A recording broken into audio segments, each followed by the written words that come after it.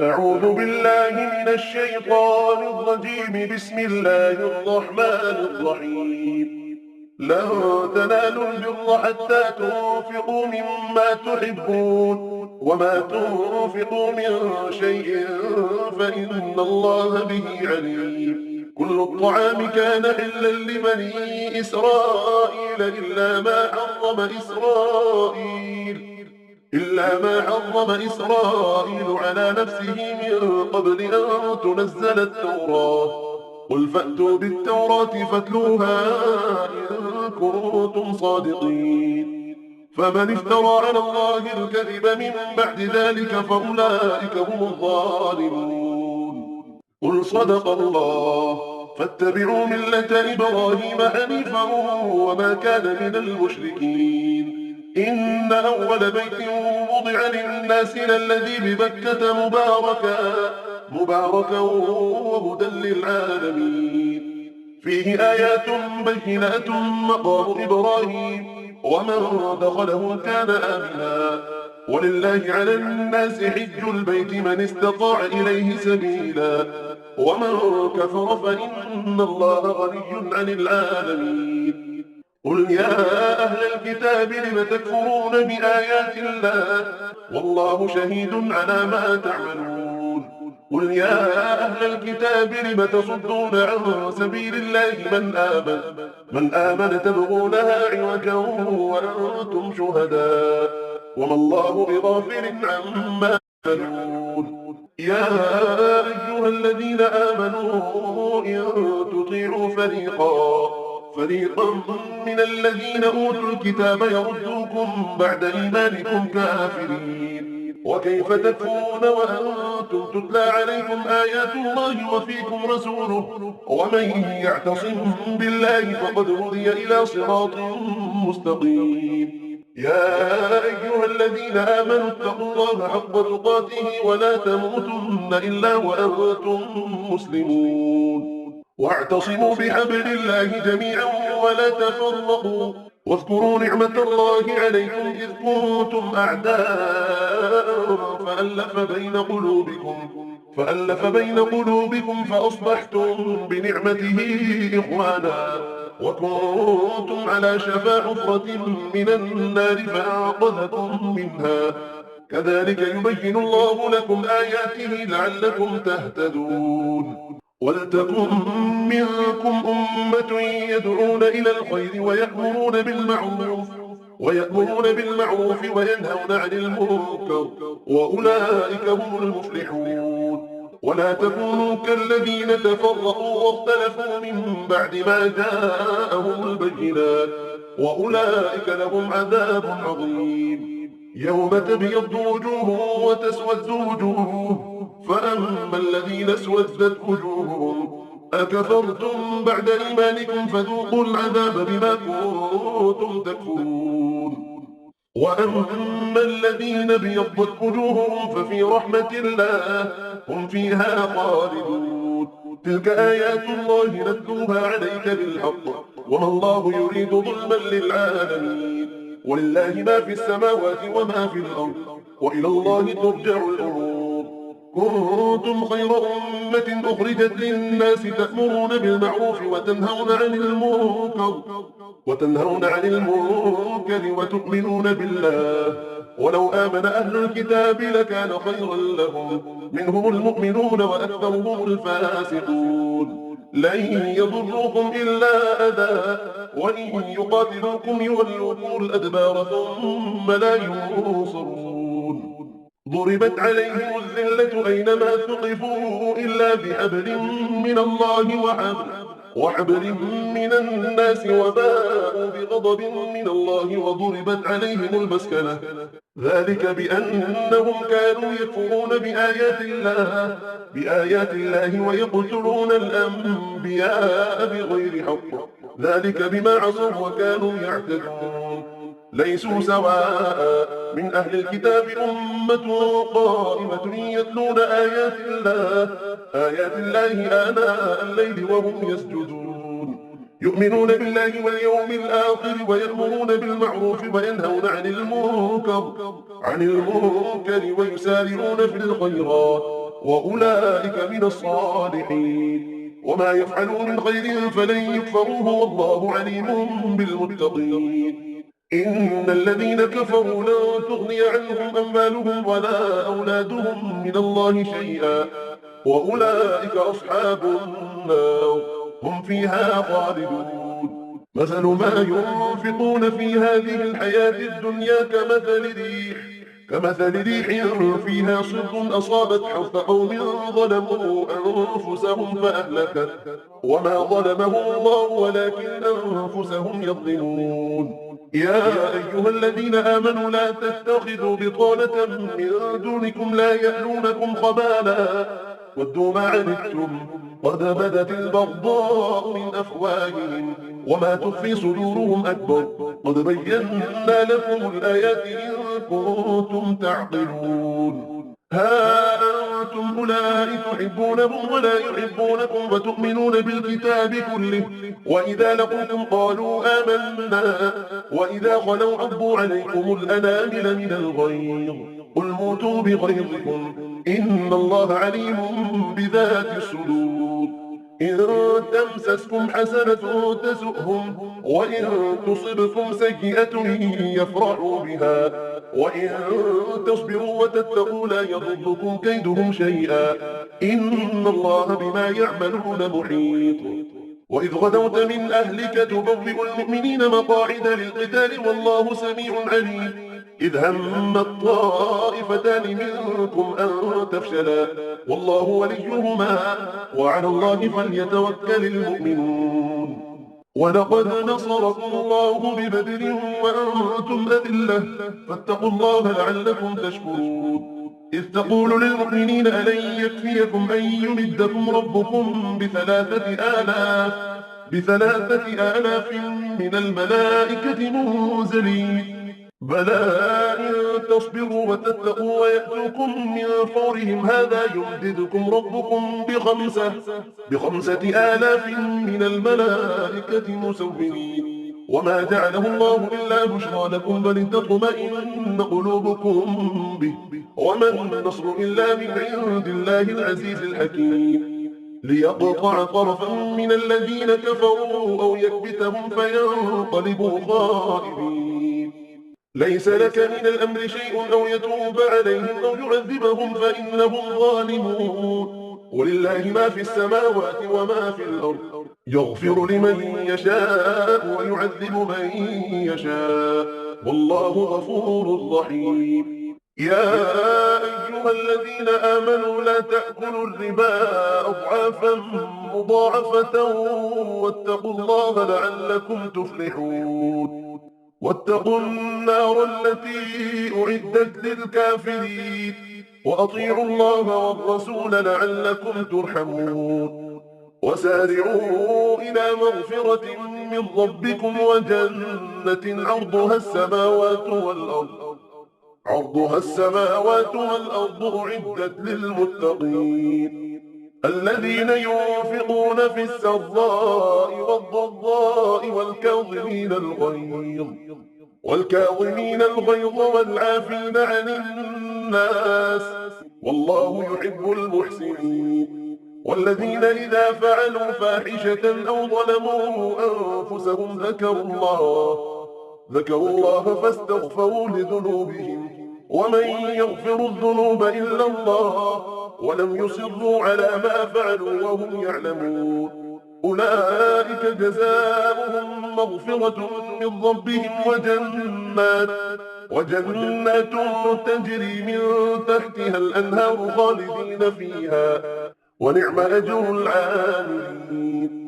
قد خلت من قبلكم سنن فسيروا في الأرض فانظروا كيف كان عاقبة المكذبين. هذا بيان للناس وهدى وموعظة للمتقين. ولا تهنوا ولا تحزنوا وأنتم الأعلون إن كنتم مؤمنين. إن يمسسكم قرح فقد مس القوم قرح مثله وتلك الأيام نداولها بين الناس وليعلم الله الذين آمنوا ويتخذ منكم شهداء والله لا يحب الظالمين. وليمحص الله الذين آمنوا ويمحق الكافرين. أم حسبتم أن تدخلوا الجنة ولما يعلم الله الذين جاهدوا منكم ويعلم الصابرين. ولقد كنتم تمنون الموت من قبل أن تلقوه فقد رأيتموه وأنتم تنظرون. وما محمد إلا رسول قد خلت من قبله الرسل أفإن مات أو قتل انقلبتم على أعقابكم ومن ينقلب على عقبيه فلن يضر الله شيئا وسيجزي الله الشاكرين. وما كان لنفس أن تموت إلا بإذن الله كتابا مؤجلا ومن يرد ثواب الدنيا نؤته منها ومن يرد ثواب الآخرة نؤته منها وسنجزي الشاكرين. وكأي من نبي قاتل معه ربيون كثير فما وهنوا لما أصابهم في سبيل الله وما ضعفوا وما استكانوا والله يحب الصابرين. وما كان قولهم إلا أن قالوا ربنا اغفر لنا ذنوبنا وإسرافنا في أمرنا وثبت أقدامنا وانصرنا على القوم الكافرين. فآتاهم الله ثواب الدنيا وحسن ثواب الآخرة والله يحب المحسنين. يا أيها الذين آمنوا إن تطيعوا الذين كفروا يردوكم على أعقابكم فتنقلبوا خاسرين. بل الله مولاكم وهو خير الناصرين. سنلقي في قلوب الذين كفروا الرعب بما أشركوا بالله ما لم ينزل به سلطانا ومأواهم النار وبئس مثوى الظالمين. ولقد صدقكم الله وعده إذ تحسونهم بإذنه حتى إذا فشلتم وتنازعتم في الأمر وعصيتم من بعد ما أراكم ما تحبون منكم من يريد الدنيا ومنكم من يريد الآخرة ثم صرفكم عنهم ليبتليكم ولقد عفا عنكم والله ذو فضل على المؤمنين. إذ تصعدون ولا تلوون على أحد والرسول يدعوكم في أخراكم فأثابكم غما بغم لكي لا تحزنوا على ما فاتكم ولا ما أصابكم والله خبير بما تعملون. ثم أنزل عليكم من بعد الغم أمنة نعاسا يغشى طائفة منكم وطائفة قد أهمتهم أنفسهم يظنون بالله غير الحق ظن الجاهلية يقولون هل لنا من الأمر من شيء قل إن الأمر كله لله يخفون في أنفسهم ما لا يبدون لك يقولون لو كان لنا من الأمر شيء ما قتلنا هاهنا قل لو كنتم في بيوتكم لبرز الذين كتب عليهم القتل إلى مضاجعهم وليبتلي الله ما في صدوركم وليمحص ما في قلوبكم والله عليم بذات الصدور. إن الذين تولوا منكم يوم التقى الجمعان إنما استزلهم الشيطان ببعض ما كسبوا ولقد عفى الله عنهم إن الله غفور حليم. يا أيها الذين آمنوا لا تكونوا كالذين كفروا وقالوا لإخوانهم إذا ضربوا في الأرض أو كانوا غزا لو كانوا عندنا ما ماتوا وما قتلوا ليجعل الله ذلك حسرة في قلوبهم والله يحيي ويميت والله بما تعملون بصير. ولئن قتلتم في سبيل الله أو متم لمغفرة من الله ورحمة خير مما يجمعون. ولئن متم أو قتلتم لإلى الله تحشرون. فبما رحمة من الله لنت لهم، ولو كنت فظا غليظ القلب لانفضوا من حولك، فاعف عنهم واستغفر لهم وشاورهم في الأمر، فإذا عزمت فتوكل على الله، إن الله يحب المتوكلين. إن ينصركم الله فلا غالب لكم، وإن يخذلكم فمن ذا الذي ينصركم من بعده، وعلى الله فليتوكل المؤمنون. وما كان لنبي أن يغل، ومن يغل يأت بما غل يوم القيامة، ثم توفى كل نفس ما كسبت وهم لا يظلمون. أفمن اتبع رضوان الله كمن باء بسخط من الله ومأواه جهنم وبئس المصير. هم درجات عند الله والله بصير بما يعملون. لقد من الله على المؤمنين إذ بعث فيهم رسولا من أنفسهم يتلو عليهم آياته ويزكيهم ويعلمهم الكتاب والحكمة، وإن كانوا من قبل لفي ضلال مبين. أولما أصابتكم مصيبة قد أصبتم مثليها قلتم أنى هذا، قل هو من عند أنفسكم إن الله على كل شيء قدير. وما أصابكم يوم التقى الجمعان فبإذن الله وليعلم الذين نافقوا.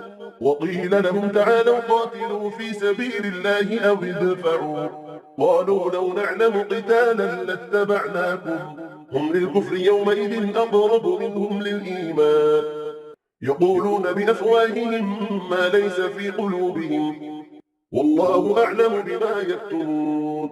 الذين قالوا لإخوانهم وقعدوا لو أطاعونا ما قتلوا، قل فادرءوا عن أنفسكم الموت إن كنتم صادقين. ولا تحسبن الذين قتلوا في سبيل الله أمواتا، بل أحياء عند ربهم يرزقون، فرحين بما آتاهم الله من فضله ويستبشرون بالذين لم يلحقوا بهم من خلفهم ألا خوف عليهم ولا هم يحزنون. يستبشرون بنعمة من الله وفضل وأن الله لا يضيع أجر المؤمنين. الذين استجابوا لله والرسول من بعد ما أصابهم القرح للذين أحسنوا منهم واتقوا أجر عظيم. الذين قال لهم الناس إن الناس قد جمعوا لكم فاخشوهم فزادهم إيمانا وقالوا حسبنا الله ونعم الوكيل. فانقلبوا بنعمة من الله وفضل لم يمسسهم سوء واتبعوا رضوان الله والله ذو فضل عظيم. إنما ذلكم الشيطان يخوف أولياءه فلا تخافوهم وخافون إن كنتم مؤمنين. ولا يحزنك الذين يسارعون في الكفر إنهم لن يضروا الله شيئا يريد الله ألا يجعل لهم حظا في الآخرة ولهم عذاب عظيم. إن الذين اشتروا الكفر بالإيمان لن يضروا الله شيئا ولهم عذاب أليم. ولا يحسبن الذين كفروا أنما نملي لهم خير لأنفسهم إنما نملي لهم ليزدادوا إثما ولهم عذاب مهين. ما كان الله ليذر المؤمنين على ما أنتم عليه حتى يميز الخبيث من الطيب وما كان الله ليطلعكم على الغيب ولكن الله يجتبي من رسله من يشاء فآمنوا بالله ورسله، وإن تؤمنوا وتتقوا فلكم أجر عظيم. ولا يحسبن الذين يبخلون بما آتاهم الله من فضله هو خيرا لهم، بل هو شر لهم. سيطوقون ما بخلوا به يوم القيامة، ولله ميراث السماوات والأرض، والله بما تعملون خبير. لقد سمع الله قول الذين قالوا إن الله فقير ونحن أغنياء، سنكتب ما قالوا وقتلهم الأنبياء بغير حق، ونقول ذوقوا عذاب الحريق، ذلك بما قدمت أيديكم وأن الله ليس بظلام للعبيد. الذين قالوا إن الله عهد إلينا ألا نؤمن لرسول حتى يأتينا بقربان تأكله النار. قل قد جاءكم رسل من قبلي بالبينات وبالذي قلتم فلم قتلتموهم إن كنتم صادقين. فإن كذبوك فقد كذب رسل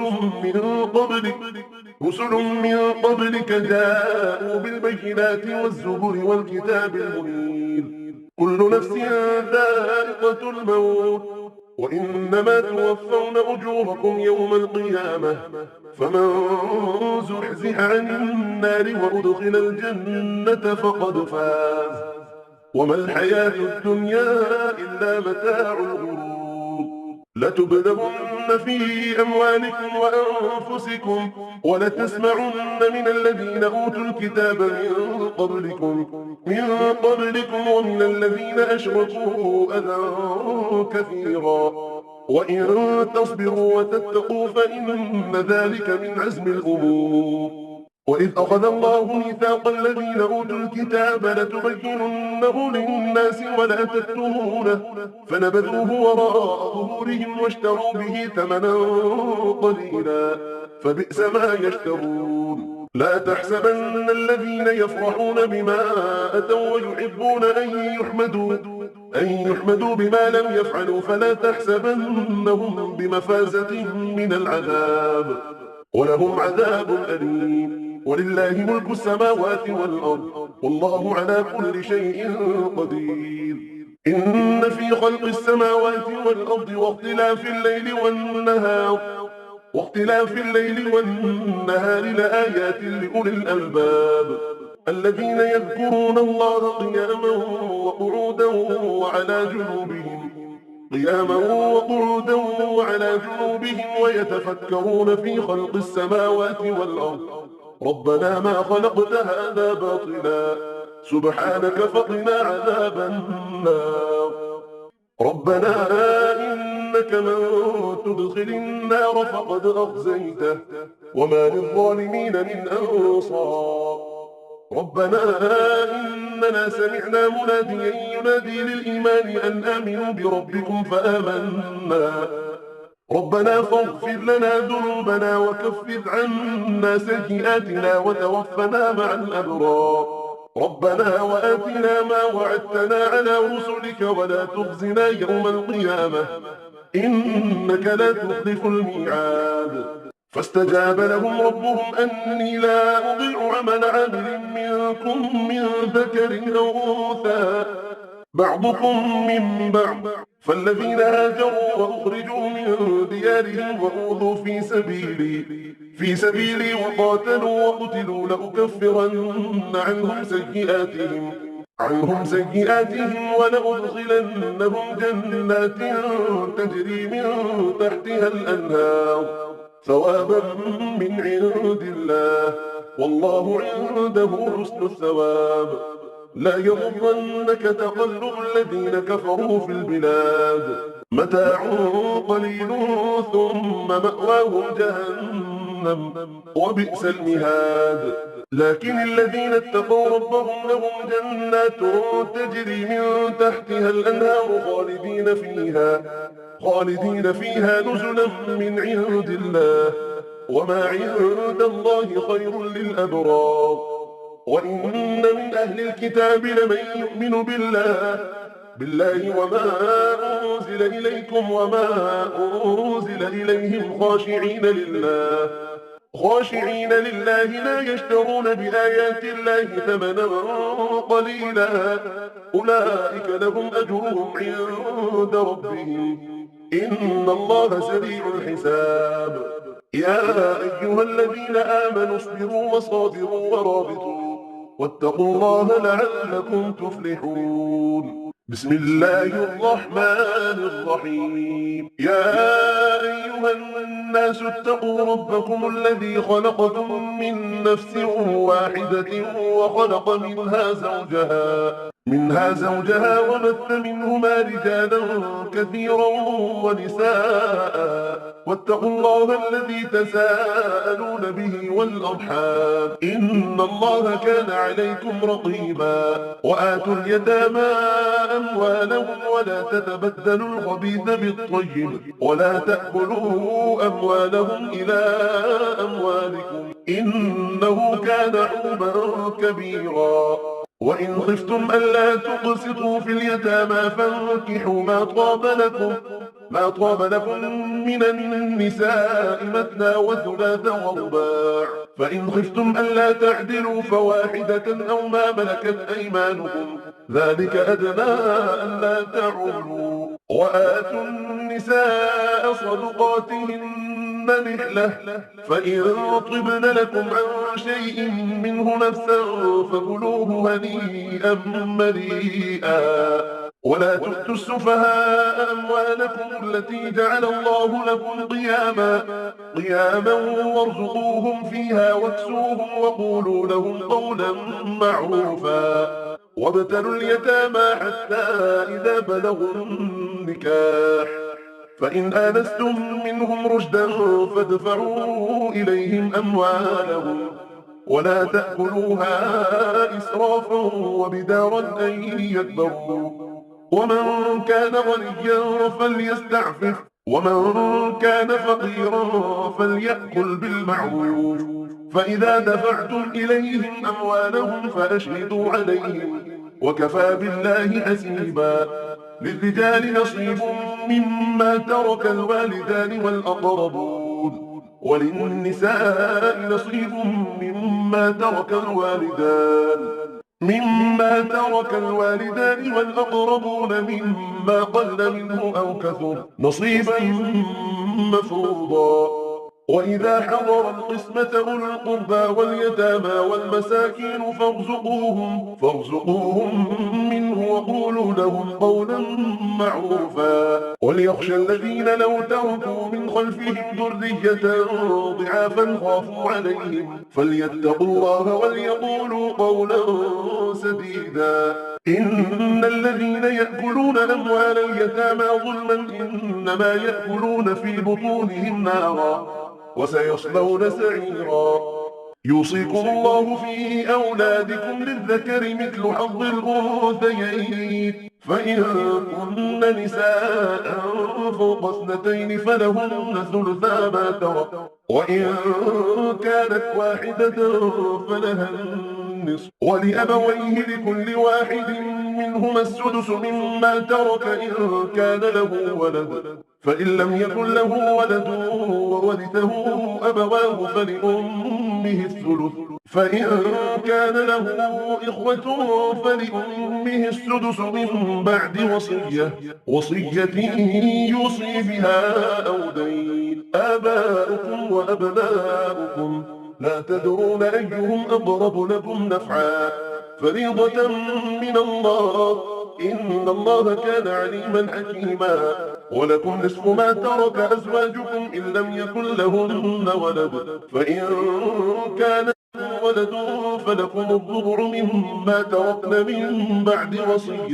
من بعد وصية يوصين بها أو دين ولهن الربع مما تركتم إن لم يكن لكم ولد فإن كان لكم ولد فلهن الثمن مما تركتم من بعد وصية توصون بها أو دين وإن كان رجل يورث كلالة أو امرأة وله أخ أو أخت فلكل واحد منهما السدس، فإن كانوا أكثر من ذلك فهم شركاء في الثلث من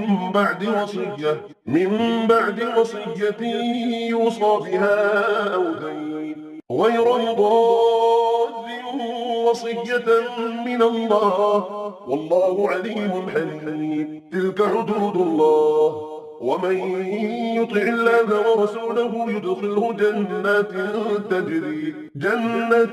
تجري من تحتها الأنهار خالدين فيها، وذلك الفوز العظيم. ومن يعص الله ورسوله ويتعد حدوده يدخله نارا خالدا فيها وله عذاب مهين. واللاتي يأتين الفاحشة من نسائكم فاستشهدوا عليهن 4 منكم، فإن شهدوا فأمسكوهن في البيوت حتى يتوفاهن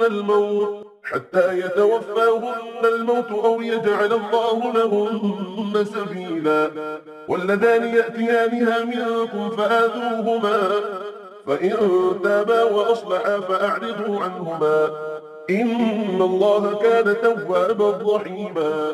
إنما التوبة على الله للذين يعملون السوء بجهالة ثم يتوبون من قريب فأولئك يتوب الله عليهم، وكان الله عليما حكيما. وليست التوبة للذين يعملون السيئات حتى إذا حضر أحدهم الموت قال إني تبت الآن ولا الذين يموتون وهم كفار أولئك أعتدنا لهم عذابا أليما. يا أيها الذين آمنوا لا يحل لكم أن ترثوا النساء كرها ولا تعضلوهن لتذهبوا ببعض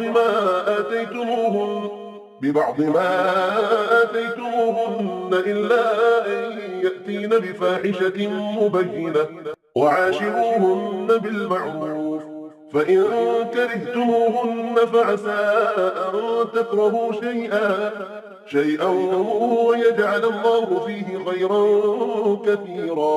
وإن أردتم استبدال زوج مكان زوج وآتيتم إحداهن قنطارا فلا تأخذوا منه شيئا أتأخذونه بهتانا وإثما مبينا.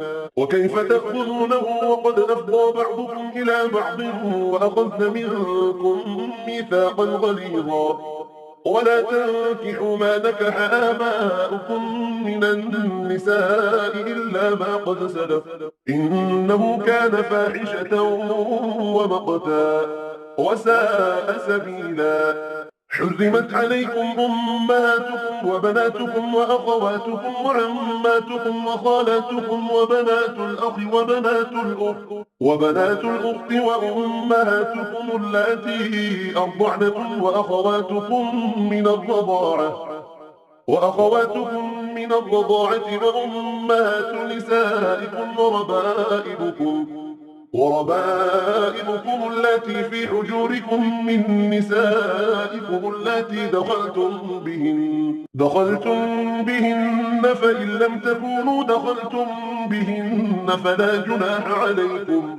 وحلائل أبنائكم الذين من أصلابكم وأن تجمعوا بين الأختين إلا ما قد سلف إن الله كان غفورا رحيما.